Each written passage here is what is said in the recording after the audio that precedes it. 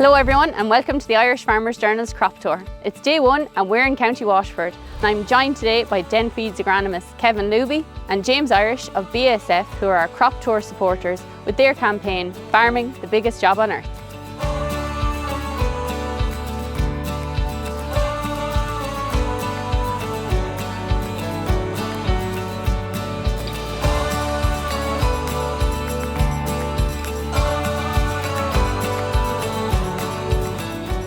Kevin, farming is a big job, it's a difficult job. The last few seasons have been really challenging for people, but this year weather has been good. Has it been good for crops though? It's been good to get work done, but we're in a field of spring barley now. How has it affected it?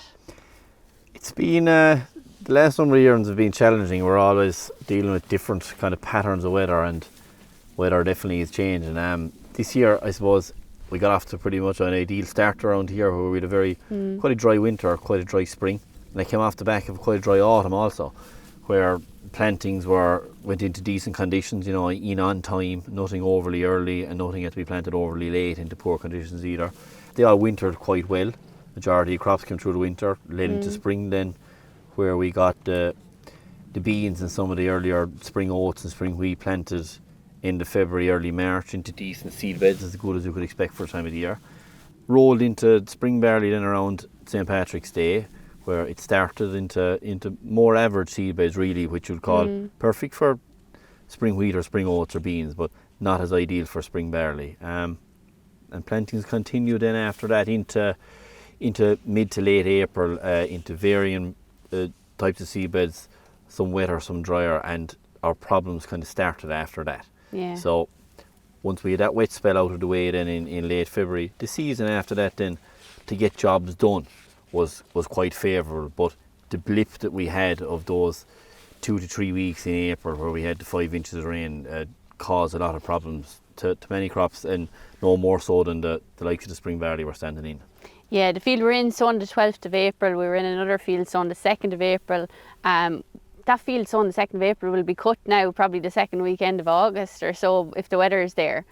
I'd suspect that field and plenty others sown 20th of March to 4th or 5th of April will be harvested the end of next week. Around the 1st of August, if the weather will play ball, they just have a little bit of drying down to do, a few greens still to take out of them here and there, but they're very much on the home straight, a lot earlier than normal. Yeah, spring barley generally going well. There'll be oats cut probably today. You're in a hurry to cut oats at home as well, Kevin. Might get back this evening and cut a bit of winter oats. It's funny the way the season has gone. There hasn't been anything harvested around here in 11 days with the weather since the very hot week. The Sunday was the last day there was any harvesting until yesterday, when a few got going and showers stopped play. There was spring oats harvested yesterday, and there's still probably 50% of the winter oats crop still to be cut, so I've never seen anything like that before. We're in Cappoquin here, and obviously very near to Kilmacthomas, near to Flavins. There's a bit of a premium on those oats. James, in a year like this, that premium is so important, isn't it? Those premium crops are vital for growers to get a margin out of their crops, and it's a great story as well that you see oats grown locally going into processed locally, and food miles are low there, and like from the environmental point of view, like you're not going to get anything more carbon efficient in terms of food production, in terms of crop of oats. Price is obviously a massive challenge this year, and the cost of production. Should there be a reward there for Irish grain? Kevin, Dens are bringing in Irish grain, a supporter of Irish grain. There's many other merchants around the country but there's a lot of feed mills out there that haven't a drop of Irish grain going into them. What should be done there? It's a hard one to get right, Siobhan. Yeah, you see, like Denn Feeds, the primary business here is it's a coarse mill and a cubing plant as well, supplying to dairy and beef farms all across Waterford, South Kilkenny, Tipper area and into Cork. All the grain used in the mill is 100% Irish grain, so that's a guarantee. It's either bought locally at harvest, green, dried and stored inside, or else bought off farmers who dry and store their own during the winter. The problem is, I suppose, that the likes of Dens and plenty others who buy grain off the combine, Irish grain, we don't get rewarded for it. What happens is you don't get any more euros per tonne for your grain for the investment in the stainless steel and the sheds and the dryers and all that. It's just too easy for other mills and grain buyers to go to the port and collect it in a lorry with very little traceability, an awful lot traceability than we have here, and possibly grown to lower substandards than we have. Should there be a minimum inclusion of native grain in all feeds that are covered under the Board B Quality Assurance thing? I say there definitely should be. It doesn't have to be a big figure. It only has to be 5 or 6% to create a bit of a base and a floor. It's not going to add €100 a tonne to the price of grain, but it might add 20 or 30, which is what the sector needs to keep it afloat, because currently all other sectors are going reasonably well. Tillage is the one that is facing the big challenges due to the cost and the price, and it needs to survive for us all and for the country as a whole. You, of course, Dens have barley going for Irish distillers as well. That's another premium. Will those green grains cause any issues there, Kevin, or will it be gone out by the time it's cut? No, I think that by the time the crops will be cut, the green grains will be certainly gone enough that the dryers will sort them out anyway. Okay. With the germinations aren't as important as if it was going to the likes of Malt Company of Ireland or Boer Malt. Yeah. So we'd hope that they won't cause any issue. But like that, there's still a bit to go on some of these spring barley crops, and we'd hope that the green grains will be after sorting themselves out at that stage anyway, and they'll even in nice and ripe, you know.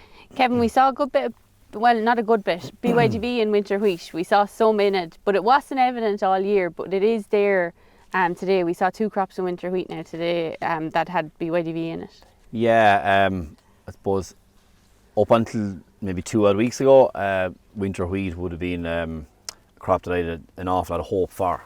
You put down quite a good year of it, or a relatively easy or less challenging year than others. Yeah. They look very well. I think we've ran into a small bit of bother as of late between weather and BYDV. I was a bit disappointed even when we walked into those crops earlier on, and it didn't matter. We one crop sown mid-October and one crop sown into mid-November, and they both showed levels of BYDV. One of them, the earlier sown one, was treated with an insecticide. The earlier sown one wasn't. But traditionally, you would have probably got away with not spraying mid-November sown crops with an insecticide. But we seem to suffer more so here just due to our location, proximity to river, a lot of mixed farming with grass fields, trees, you know. Yeah. It's the valleys here. We're a high BIDV country, and I say a bit of late infection possibly came into that winter wheat in maybe December, January, as we discussed earlier. The weather at the time was very benign. It was cool. It was calm. Very little frost. So aphid numbers were obviously higher than we maybe all thought, but ground conditions weren't good enough to travel.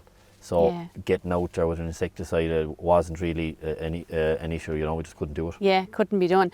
Still winter wheat on our survey, looking like it's going to come in around 4 1/4 tonne on those average estimates. Look, the combine will tell all. Would you agree with that coming in, Kevin, or where on nationally then we're at 4.3 tonne? Yeah, well, we'd have been slightly below the average as we found out from the survey results. I would still say the winter wheat is going to do very well. It mightn't do as well as I had initially hoped. I thought there was from possibly record crops of it around, which were really good, healthy, full crops.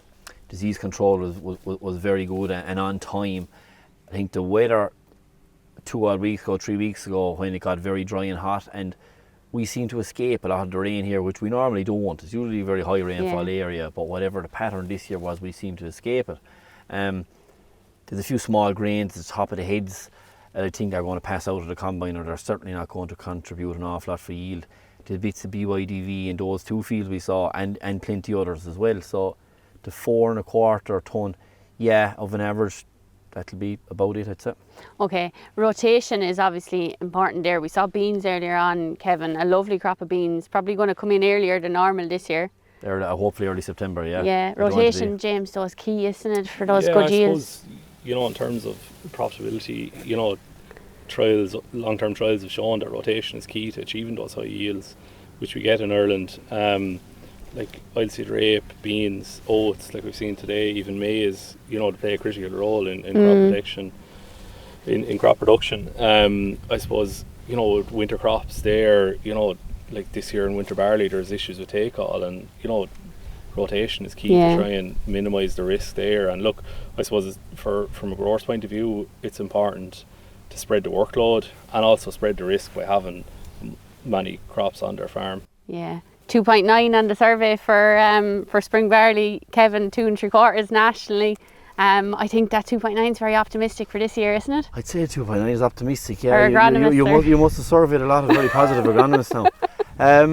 I wouldn't have said 2.9. I'd say more of the footprint that I'd cover, and we cover probably 2.75. Maybe we'll test it as an average. Unfortunately, with a fairly dramatic range of crops, and plenty crops will do slightly over 3 tonne. I don't see any 3.5s around. No. But there's also plenty 2.5s and under as well, unfortunately. Yeah, I think I'd agree with you there. Plenty of demand for straw in this area. Not a problem around here, yeah. Plenty coming, and look, it's a very good mixed farming area, good mixed farming county. It all works well together. Straw is never a problem around here to move anyway, and they're good customers, good paying customers. A positive enough to finish on, Kevin. Definitely.